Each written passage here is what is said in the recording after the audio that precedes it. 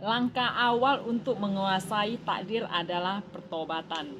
Jika ada yang mengatakan bahwa kehidupan sudah bebas dari kesalahan dan kebiasaan buruk, maka kemungkinan besar orang tersebut yang kurang peka sehingga tidak menyadari kesalahan sendiri.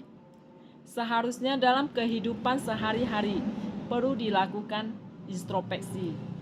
Jika menyadari adanya kesalahan, lakukanlah kesalahan kecil seperti seiris bambu yang menusuk di bawah kulit yang harus segera dicabut. Dan jika menyadari kesalahan yang besar, lakukanlah ia seolah gigitan ular berbisa yang bisa perlu jari pun harus segera dipotong untuk menghalangi menjalar ke seluruh tubuh yang lain.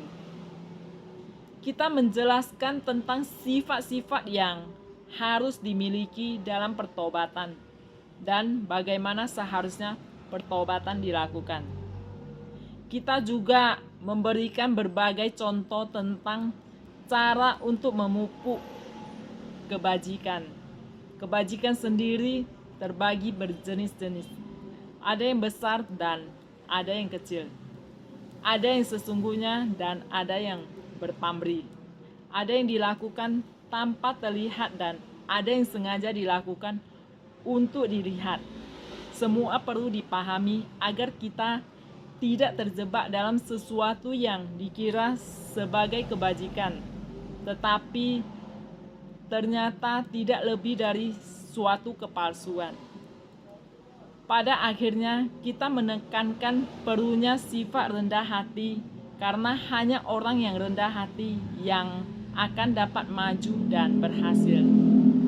Sebaliknya, jika menyombongkan diri, maka dapat dipastikan tidak akan mempunyai kebahagiaan dalam kehidupan. Kemajuan teknologi dan ilmu pengetahuan semata tidak akan mampu menjawab semua masalah-masalah tentang kemanusiaan yang sudah sedemikian mendesak.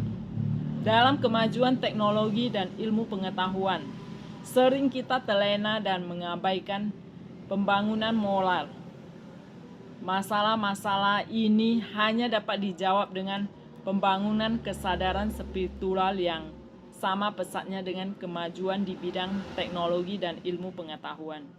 Dalam usaha ini, semoga kita yang mengungkapkan keunggulan moralitas pada zamannya dapat berkontribusi dan dipraktekkan dalam suatu konteks yang baru.